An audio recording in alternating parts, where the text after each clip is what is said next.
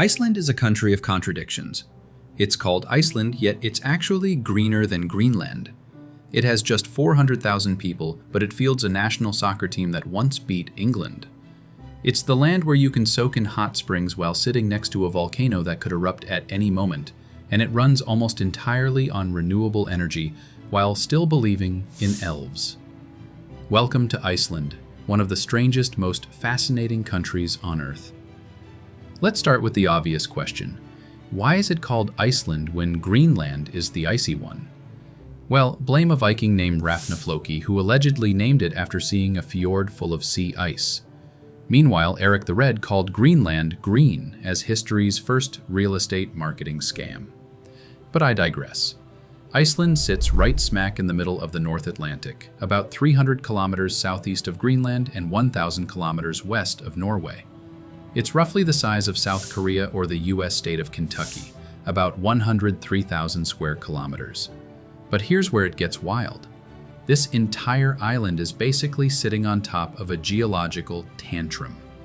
See, Iceland straddles the mid-Atlantic ridge, where the North American and Eurasian tectonic plates are literally pulling apart at about 2 centimeters per year. This means Iceland is constantly growing, and more importantly, it's geologically angry. We're talking about 130 volcanic mountains, 30 active volcanic systems, and over 10,000 geothermal features. The most famous volcano? Eyjafjallajökull. This bad boy erupted in 2010 and basically grounded all of Europe's flights for weeks. Nothing says respect nature like a volcano with an unpronounceable name shutting down modern civilization. But volcanoes aren't the only show here. About 11% of Iceland is covered by glaciers, with Vatnajökull being the largest glacier in Europe by volume. So you've got fire and ice, sometimes literally next to each other. There are glacier-covered volcanoes called nunataks that can erupt under the ice, creating these surreal steam explosions. The landscape is truly incredible. You've got black sand beaches, rainbow-colored mountains, large waterfalls like Gullfoss and Skogafoss, geysers. Fun fact, the word geyser comes from the Icelandic geyser, and lava fields that resemble an alien planet. NASA actually trained Apollo astronauts here because it's the closest thing to the moon you can find on Earth. Now, despite the name, Iceland isn't actually that cold. Thanks to the Gulf Stream, Reykjavik's average temperature is about the same as New York's. Summer temperatures hover around 10 to 15 degrees Celsius, 50 to 60 degrees Fahrenheit, while winter rarely drops below -5 degrees Celsius, 23 degrees Fahrenheit. It's more like really long autumn than frozen wasteland. But here's the catch. The weather changes faster than a teenager's mood. Icelanders have a saying, if you don't like the weather, wait 5 minutes. You can experience all 4 seasons in a single day, which explains why Icelandic weather apps are basically just shrug emojis. Speaking of Icelanders, there are only about 380,000 of them. That's it. The entire country has fewer people than Malta or the Maldives. To put this into perspective, there are more people in Cleveland, Ohio than in the entire country of Iceland. 2/3 of them live in the capital region around Reykjavik, making most of the country basically empty. This tiny population has some interesting side effects. First, almost everyone is related to everyone else. There's literally an app called Bump the App that prevents you from accidentally dating your cousin. Second, because the gene pool is so small, Icelanders have become incredibly valuable for genetic research. They've contributed more to our understanding of human genetics than populations 1,000 times larger. Let's talk about Icelandic culture, starting with their language, which is basically frozen in time Old Norse. While other Scandinavian languages evolved, Icelandic stayed remarkably unchanged for over 1,000 years. Modern Icelanders can read medieval sagas almost as easily as today's newspapers. But this linguistic preservation comes with quirks. Iceland has a committee that literally invents new words rather than adopting foreign ones. Computer? Tölva, a combination of number and prophetess. The internet? Netið, just the net. They take language purity seriously. And about those names, Iceland has official lists of approved names. Want to name your daughter Camilla? Nope, not on the list. The name must be able to take Icelandic grammar cases, fit the language's structure, and not cause the child embarrassment. There's literally a naming committee that decides if your baby name is acceptable. Imagine explaining that job at parties. Reykjavik, the capital, is home to about 130,000 people, making it one of the world's smallest capital cities. But don't let the size fool you. This place punches above its weight culturally. It's got more writers, artists, and musicians per capita than probably anywhere else on Earth. You've heard of Björk and Sigur Rós, but Iceland produces amazing music across all genres. There are more bands per capita in Reykjavik than in any other city. The nightlife is legendary too. Icelanders work hard and party harder. The weekend doesn't really start until midnight, and clubs don't close until 6 a.m. This is partly because alcohol is ridiculously expensive. We're talking $15 to $20 for a beer, so people pre-game at home until the last possible minute. Other major cities include Akureyri in the north with about 18,000 people and Keflavik near the airport with 15,000. That's it. Those are literally the big cities. Most settlements are tiny fishing villages with populations in the hundreds. Icelandic traditions are fascinating.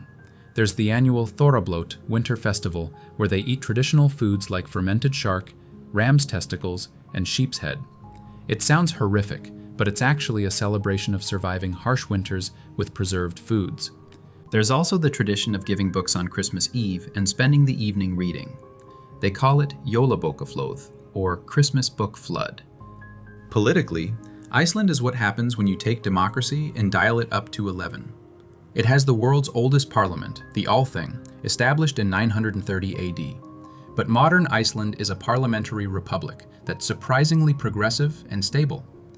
Here's what's wild. In 2008, Iceland's entire banking system collapsed.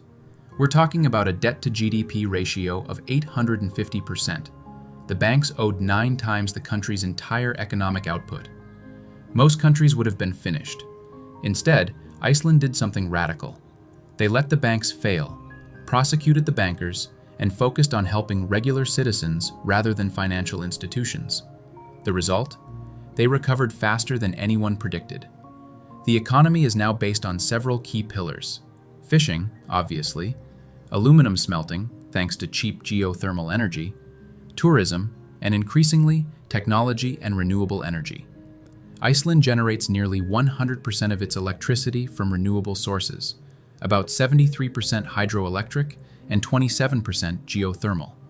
They have so much cheap energy that they attract aluminum smelters and data centers from around the world.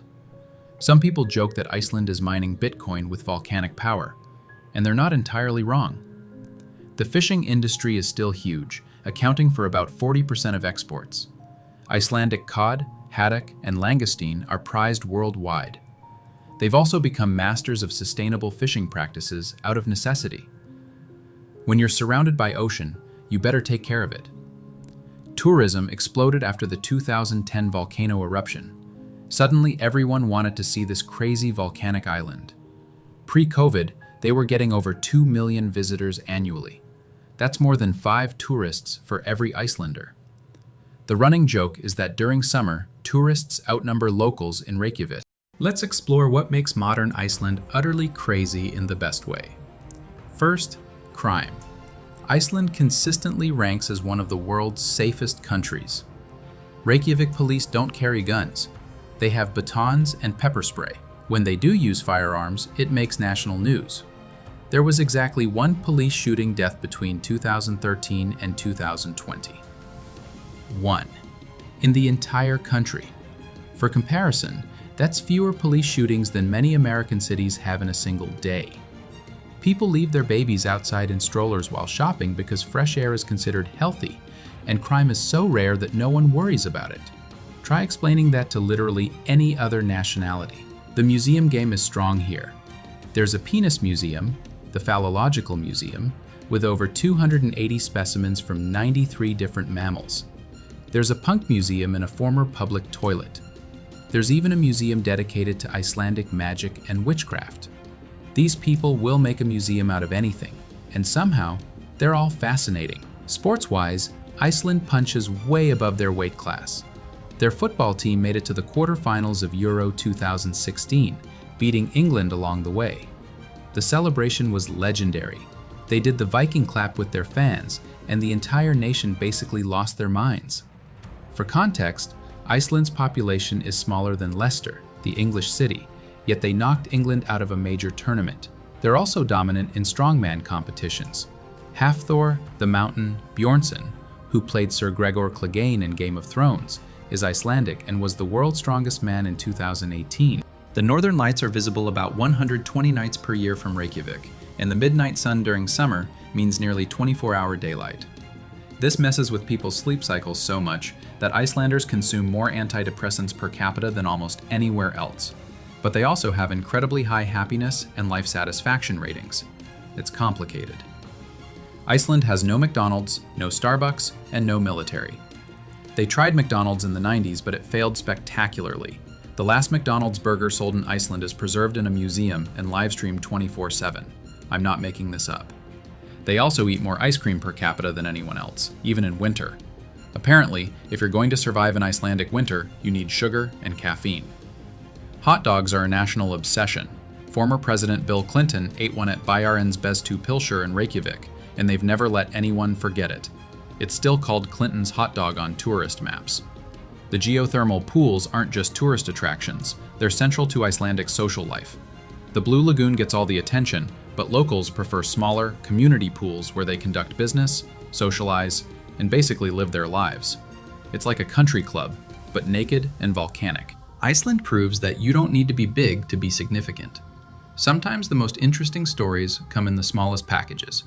Packages that happen to sit on top of active volcanoes and produce otherworldly music. What fascinates you most about Iceland? The geological madness? The cultural quirks? The fact that they have a naming committee? Let me know in the comments below, and don't forget to hit that subscribe button for more countries that will make you question everything you thought you knew about geography. Thanks for watching.